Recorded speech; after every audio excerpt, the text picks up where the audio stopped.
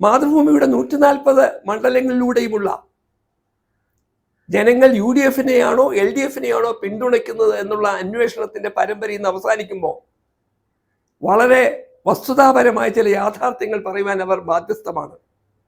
നോക്കൂ, അവരുടെ സർവേ തുടങ്ങിയ ദിവസം തന്നെ അവർ പുറത്തുവിട്ട റിപ്പോർട്ടിൽ പറയുന്നത്, സംസ്ഥാനത്ത് ഭരണമാറ്റം ആഗ്രഹിക്കാത്തവർ അവർ കണ്ട വോട്ടർമാരിൽ 83% അവർ പറയുന്നു. വികസനത്തിന് പരിഗണന കൊടുക്കുന്നവർ ആകെയുള്ള വോട്ടർമാരിൽ 36% പറയുന്നു. ഈ രണ്ട് ഘടകങ്ങളെ തന്നെ പരിശോധിക്കുമ്പോൾ സ്വാഭാവികമായി രണ്ടാം പിണറായി സർക്കാരിന്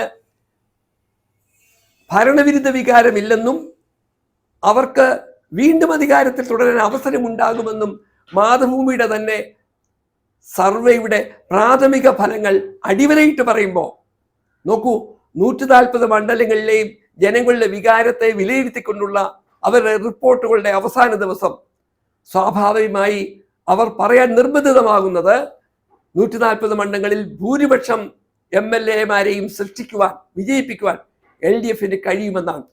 എന്നാൽ ജനവികാരം 83% ജനങ്ങളും ഈ സർക്കാർ തുടരണം എന്ന് പറയുന്ന അതേ റിപ്പോർട്ടിന്റെ മറ്റൊരു ഘട്ടത്തിൽ 140 MLA-മാരിൽ ഭൂരിപക്ഷം വിജയിച്ചു വരികന്നത് UDF ആണെന്നാണ് മാതൃഭൂമി പറയാൻ ശ്രമിക്കുന്നതെങ്കിൽ മാതൃഭൂമി അവരുടെ തന്നെ ജനകീയ സർവേയെ തള്ളിപ്പറയുകയാണ്, അതിൽ രാഷ്ട്രീയം കലർത്തുകയാണ് എന്ന് പറയുവാൻ നമ്മൾ നിർബന്ധിതമാണ്.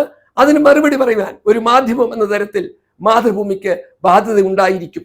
നോക്കൂ, സംസ്ഥാനത്തെ 140 MLA-മാരിൽ ഏറ്റവും അധികം ജനപ്രിയനായ MLA ആര് എന്ന മാതൃഭൂമിയുടെ ചോദ്യത്തിനുള്ള മറുപടിയിൽ ശ്രീ പിണറായി വിജയനാണ് അതിൽ 1ാം സ്ഥാനം എന്ന് പറയുമ്പോൾ ഇടതുപക്ഷ മുന്നണിക്ക് അനുകൂലമായ ഒരു തരംഗം ഇവിടെ ഉണ്ട് എന്ന് മാതൃഭൂമി പറയാൻ നിർബന്ധിതമായിരിക്കുന്നു.